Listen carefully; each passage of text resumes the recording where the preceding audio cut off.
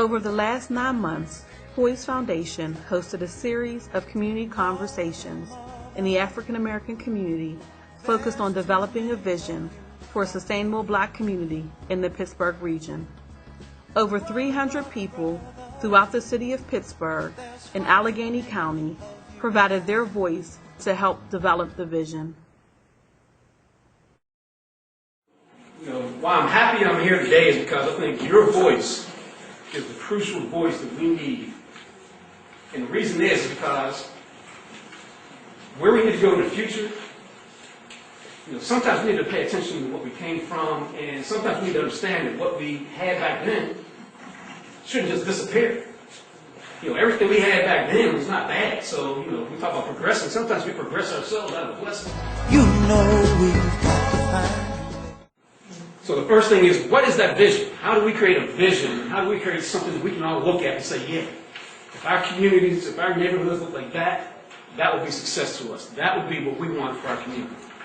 Okay. We've had about 7 or 8 conversations with different neighborhoods. We're going to have about 4 or 5 more.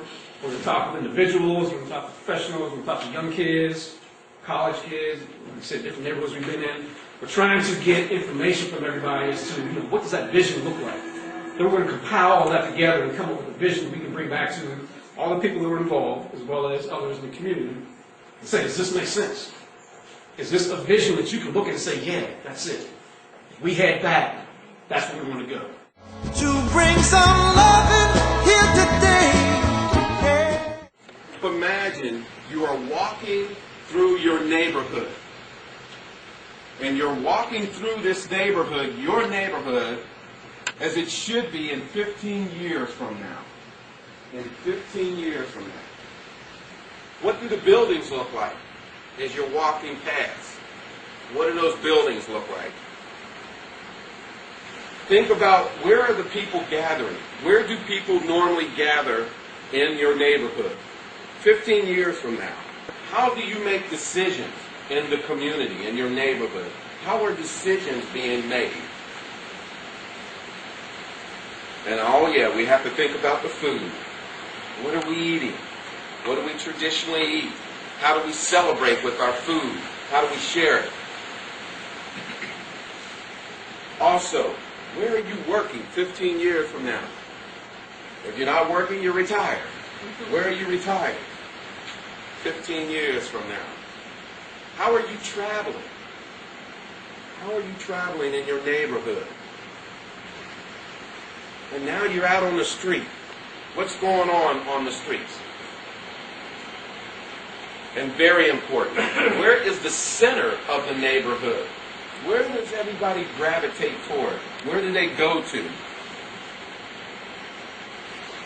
And of course, 15 years from now, the greening of America. How does it affect our neighborhood, green space? And how does water fit in?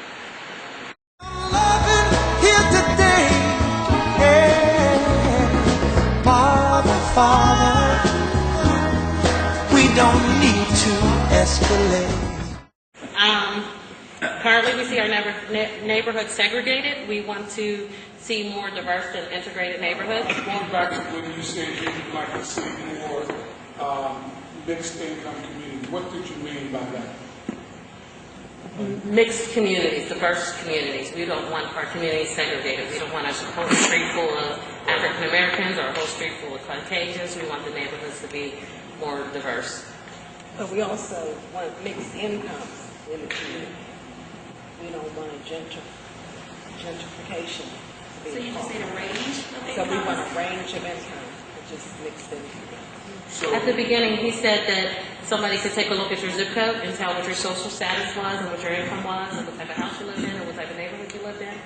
We don't want that to be the case. We want everybody's house to be beautiful. We want everybody's house to be landscaped. We don't want a person receiving food stamps to look like they're receiving food stamps. We want everybody to look the same and have a different range of income.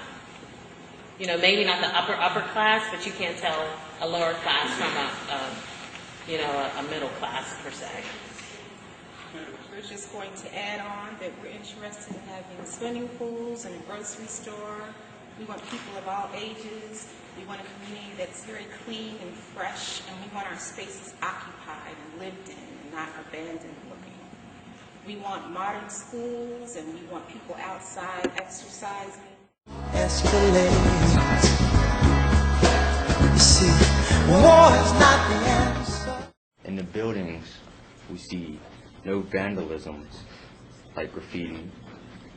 They are taller, no broken windows, more open businesses, and solar panels. Better political system, 2-parent homes, less teen pregnancy, more job opportunities, less animals and debris, less people in jail, better social groups, and less technological dependencies. More greenery in the community. We have better police officers, a better police task force. The economy has improved, and especially diversity, more different types of people within the community.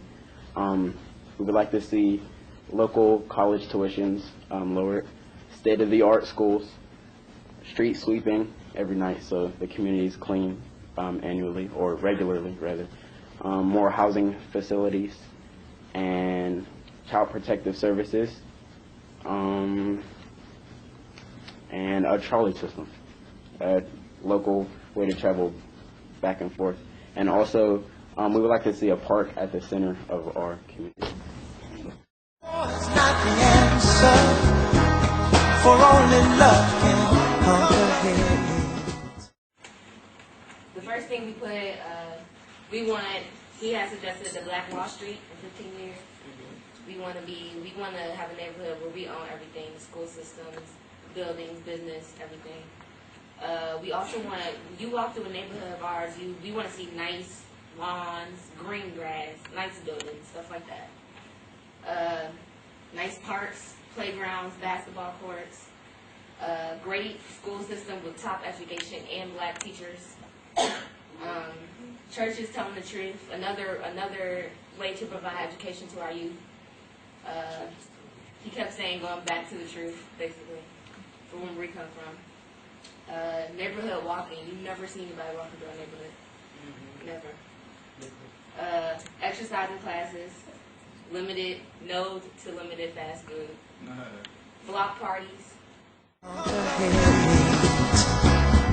You know we've got to find a way.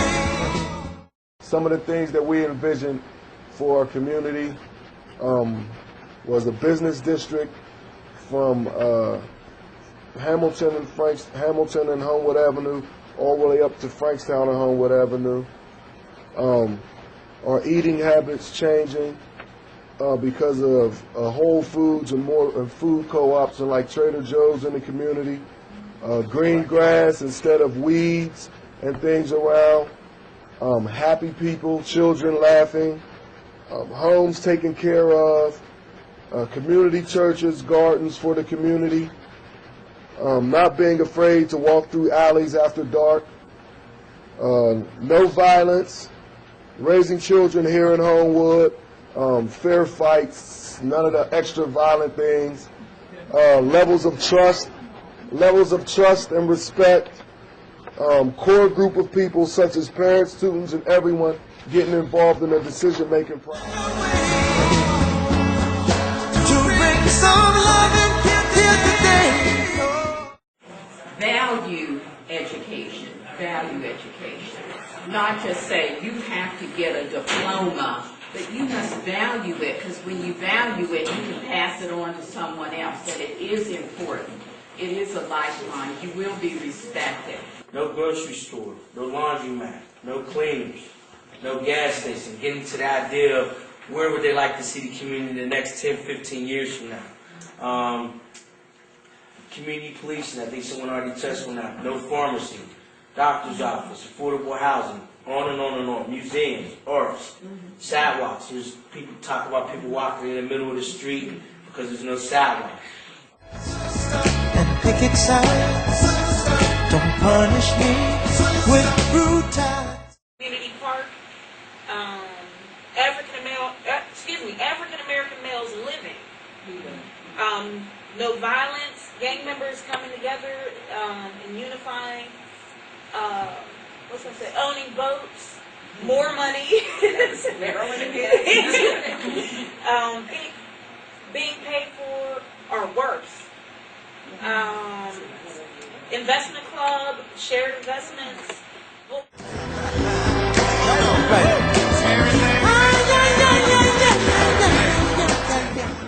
Our points were that they have a better business district, less abandoned and vacant houses, a community-formed financial institution, full employment for residents, no school tax for seniors, more youth activities, development of block watch groups, strong parent-teacher organization, full parent participation in schools, community-based mentoring by men on the streets, and a crime-free community.